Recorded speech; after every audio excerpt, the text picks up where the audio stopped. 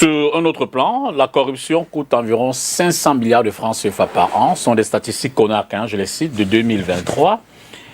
Quelles mesures immédiates allez-vous prendre pour inverser la tendance, sachant effectivement que la corruption dans notre pays est un mal, j'ai failli dire, qui mine toutes les classes sociales, pratiquement d'essentiel des institutions, même si les pouvoirs publics qui ont mis des cellules de lutte contre la corruption, il y en a certainement il y en a plusieurs dans les différentes institutions. Mais cela dit, Joshua, 500 milliards, c'est quand même de l'argent qui aurait pu être réinvesti dans l'économie.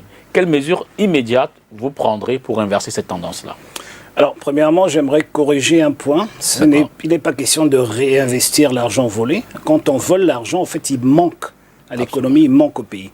Et j'aimerais dire que la CONAC est bien gentille quand elle parle de 500 milliards, parce que c'est beaucoup plus. Okay. Quand on prend en compte les incohérences des politiques publiques, qui sont des effets de la corruption, c'est-à-dire qu'au fait, quand vous voyez que les fonctionnaires aujourd'hui qui décident, et c'est d'ailleurs, ça commence là le problème, c'est-à-dire que quand tous ces grands investissements sont décidés dans les bureaux de fonctionnaires, au lieu de passer devant le Parlement et d'avoir le contrôle parlementaire nécessaire, c'est pour cela que tout cet argent s'évapore. Je vous prends un exemple. Tout le monde regarde autour de la CAN le scandale du stade d'Olembe et peut-être des autres, et surtout ce qui s'est passé à Garoua, qui est encore plus pire qu'Olembe. Vous verrez qu'au fait, on se focalise sur ce qu'on aurait dû avoir au stade d'Olembe en oubliant tout le reste. Or, ce qu'on doit prendre en compte, et ce que la CONAC ne fait pas, bien sûr parce qu'il se concentre uniquement sur la corruption et pas les effets globaux de cette corruption-là, c'est que nous avons décidé d'importer un stade avec des pièces en béton que l'axe Lourdes-Douala-Yaoundé ne pouvait pas supporter. Sachant que nous sommes à 35 tonnes l'essieu sur nos stations de pesage, on a transporté des pièces bétonnées à 60, 70 tonnes, 50 tonnes, etc. Et à la fin de cette transaction, on n'avait toujours pas de stade, mais on n'avait plus de route. Et pourquoi? Parce qu'au fait, toutes les bus se sont affaissées sur le chemin. Ensuite, bien sûr, personne n'a demandé au ministère des Travaux publics si la route pouvait supporter le transport d'un stade entier. Absolument. On n'avait plus de bus. Maintenant, il fallait refaire toutes ces bus. Ça a coûté des milliards et des milliards qui ne sont pas dans les chiffres officiels parce que c'est un autre département, c'est un autre projet. Mais il fallait absolument refaire ces bus pour la Coupe d'Afrique des Nations. Ensuite, c'était tellement grave qu'une buse au niveau de Macaï a complètement cédé tôt le matin. Le ministre des Transports a pour une fois eu une initiative de mettre tous les voyageurs sur le train. Malheureusement, ce train est allé tuer une centaine de Camerounaises et de Camerounais. Tout ça, c'est les effets de la corruption. C'est les effets de la corruption, ça ne s'arrête pas là. C'est tout un ensemble. Donc quand vous prenez tout ça en compte, et je peux vous raconter des choses en longueur de journée de cette façon-là, ce qui se passe avec la route de Kribi, c'est la même chose. Ce qui se passe avec même Vele, Mekine et tout ça, c'est la même chose. Donc c'est juste pour dire que ça ne s'arrête pas uniquement à la corruption, la partie visible ou des détournements.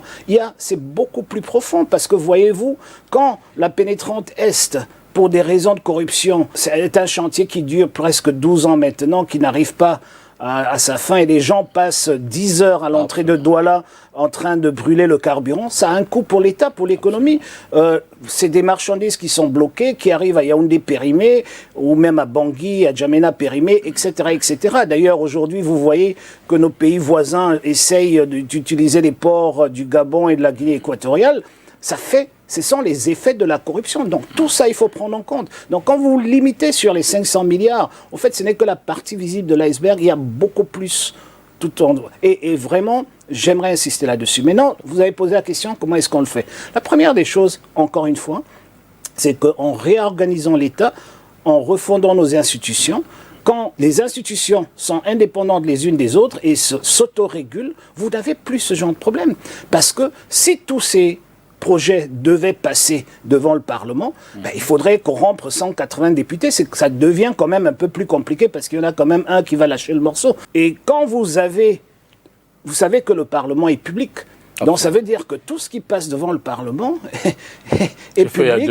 Absolument. Voilà, et donc le monde entier peut voir ce qui se passe. Donc la transparence dans les finances publiques, la transparence dans l'exécution des politiques publiques est accentuée quand ça passe devant le Parlement. Et puis quand le judiciaire est finalement autonome et libre, ils n'ont plus besoin, ils n'ont plus peur d'aller enquêter, de s'autosaisir, d'aller enquêter sur ce que leurs patrons d'aujourd'hui font, mais aujourd'hui ils ne peuvent pas. Parce que voyez-vous, si vous le faites, au fait, vous vous tirez une balle dans le pied parce que ce sont vos patrons. Donc voilà les problèmes qui se résolvent rien qu'en réorganisant la forme de l'État. Et c'est pour cela que ce projet est très très important. Casser le système, c'est, je crois, la chose la plus importante qu'il faut faire pour pouvoir arriver à une nouvelle gouvernance, pour pouvoir nettoyer au Karcher ce pays, et pour commencer à vivre. Parce que vraiment, j'aimerais dire, le paradoxe, c'est que les Africains envient le Cameroun. Le Cameroun est un pays béni des dieux. C'est-à-dire que quand on prie pour avoir un pays, c'est tout ce que le Cameroun a qu'on veut, que Dieu nous donne. Et malheureusement, on a cette mauvaise gouvernance qui ne nous permet pas de profiter de tout ce que nous avons.